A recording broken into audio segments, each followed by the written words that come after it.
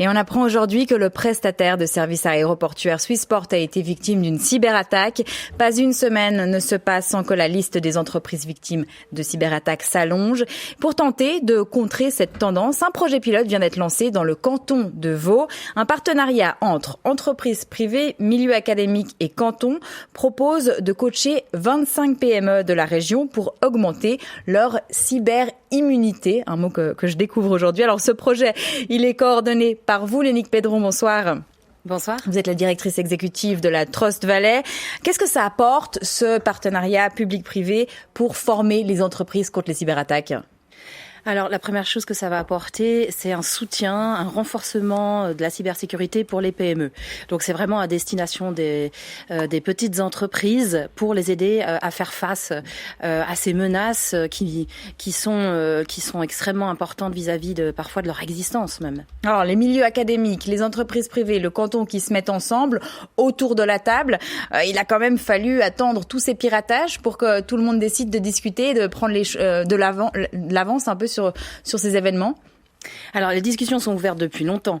En revanche, le fait de créer un programme qui soit complètement intégré, c'est-à-dire qui va nous permettre pas simplement de gérer un audit de sécurité, mais qui va beaucoup plus loin, qui va aussi gérer la partie humaine, qui va sensibiliser les dirigeants à leurs responsabilités aussi, leur faire prendre conscience de cette partie importante quand on subit une cyberattaque, et des méthodes, comment pouvoir réagir, à quel moment.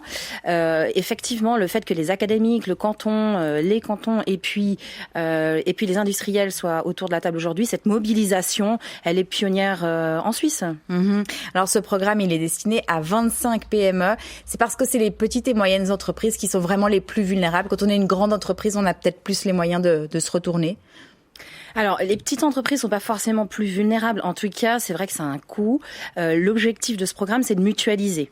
Donc aujourd'hui, il est quand même difficile déjà de recruter dans le domaine. Il est difficile parfois de trouver des experts disponibles. Donc ce qui est important aujourd'hui, c'est de pouvoir prendre les forces de la région. Et puis on a beaucoup de chance dans notre région.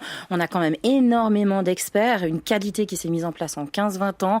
Donc c'est là-dessus qu'on mise aujourd'hui. Et puis moi, je dois relever que j'ai été impressionnée de l'engagement qui a été pris. On parle canton de Vaud, mais aussi par les industriels et les académiques qui suivent, la chambre de commerce vaudoise. On voit que maintenant, il y a cette volonté de dire, OK, on les aide, ces PME. Mais vous parliez de mutualiser, justement. C'est facile de mutualiser quand on est plusieurs entreprises et la concurrence reste quand même là. Est-ce que, au niveau des cyberattaques, on voit une unité peut-être se créer ?